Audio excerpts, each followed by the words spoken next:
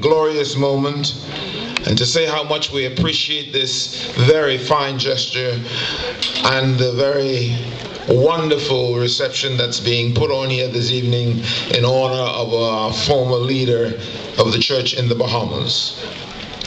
69 years ago, when the first hoe was plowed into the ground on the corner of East Street and Sunlight Village to construct what became known as the Big Jumper Church, or in its proper form, the Church of God of Prophecy, East Street Tabernacle. Not many who are here today were around at that time. And as we heard so much about the bands this evening, the only two bands of significance were the Royal Bahamas Police Force Band and the world-famous Bahama Brass Band. They were the only two of significance, and the Bahama Brass Band has been playing now for 89 years.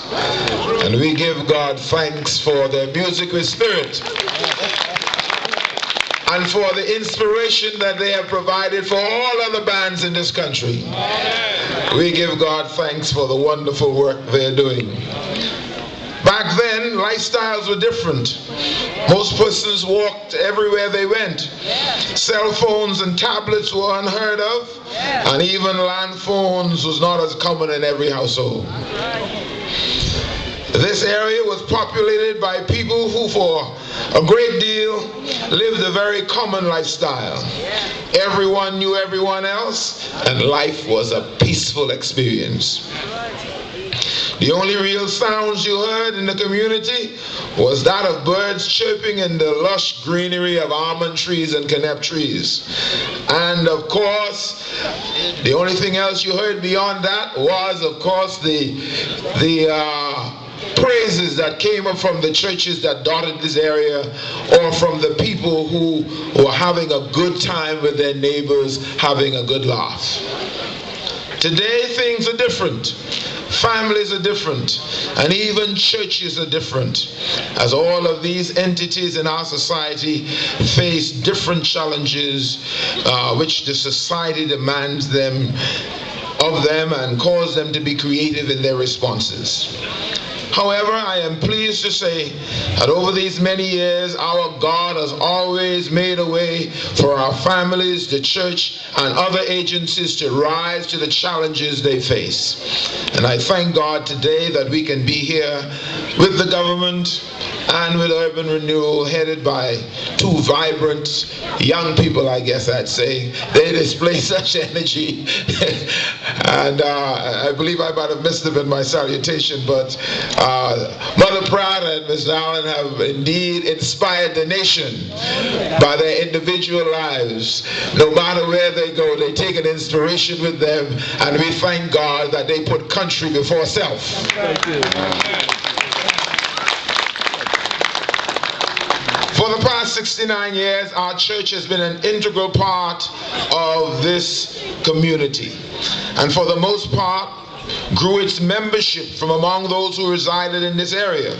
You may know that at one point in time, I believe about 90% of our members lived within a stone's throw of that big tabernacle. And Gibbs Corner and Ross Corner, Two Shop Corner, and all the corners around were virtually owned by church members. And so they were very much. Today we've moved into other areas, but they still come, worship, and serve in their communities. Our church has always played and still is playing an active role in the spiritual and social well-being of this community. From the thousands who would have attended our Sunday school sessions, revivals, and conventions, and are now leaders in our churches and in our community, to the thousands who are still benefiting from our pantry, our clothes closets, our soup kitchens, and whatever else help we can provide through counseling and other means. We thank God that we are still touching the lives of persons who reside in this community. And our churches, which are spread over this little island of New Providence, 21 miles long. We have at least as many churches to be at least 1 mile apart. We have 21 churches serving people all across this nation. And the East Street Tabernacle alone in a week will see people from as far east as you can think, as far west as you can think. They knock on the doors for bags of food and other needs. Today I am so pleased that we are able to continue to serve. Our evangelism team, which knock on the doors of this community almost on a weekly basis, not only seek to spread the gospel, but to spread the good cheer and to ensure that social justice is administered as much as we can. We are in agreement with the scriptures as laid out by Jesus when he said, "Inasmuch as ye have done it unto the least of one of these my brethren, ye have done it unto me." Yes, yes. As a church, we have ministered on this park many times, prayed with families many times, prayed with individuals many times, and have tried to communicate the gospel of peace to this entire area. Today we are therefore pleased to partner with Urban Renewal and the government in an effort to foster goodwill, good tidings, and strong communities and strong committed families. Thank you, Bishop. Thank you. We are here to partner with you. And Urban Renewal is working. Yes, it is. I say it again. Urban Renewal is working. Indeed, it is having an impact. And so we forget anything that's being said in the negative. We're seeing transformation, and we give God thanks for the vision, and we thank God for the support that's being provided, and therefore the church will play its role and its part in ensuring, like Mr. Major, who's giving computers to ensure that the children of this community, who we serve on a regular basis, and the government and Urban Renewal, as we join hands together, we are ensuring that we have a better one Bahamas. The rededication of this park marks a welcome renewed commitment on the part of the government to support strong, vibrant, crime-free and clean communities, as well as a renewed commitment on the part of the church and the businessmen of our community to continue to be a lighthouse of hope and an arm extended to all. The church is extending its arm.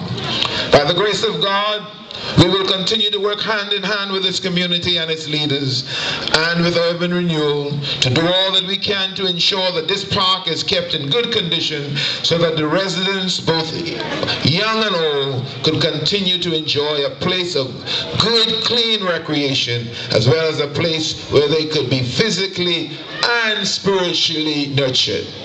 And I say that because sometimes we're here on a Sunday evening and we can pray easily for 100 or more persons.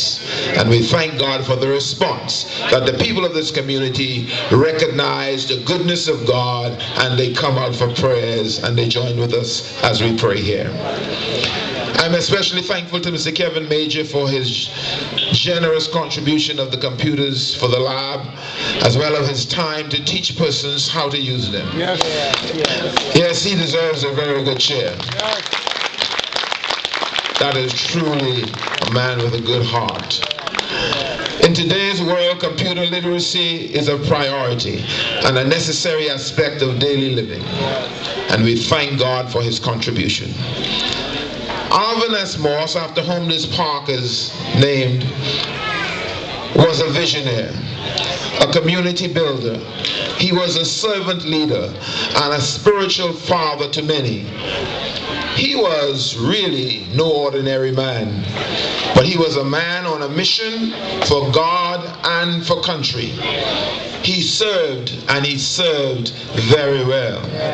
He left a rich and a lasting legacy that will be with the church and his immediate family for many, many years to come. He served as an inspiration, and that is why many of our church members are who they are today, because of his inspiration in so many areas: the music, the entrepreneurship, and of course the work in the community that is being done by many.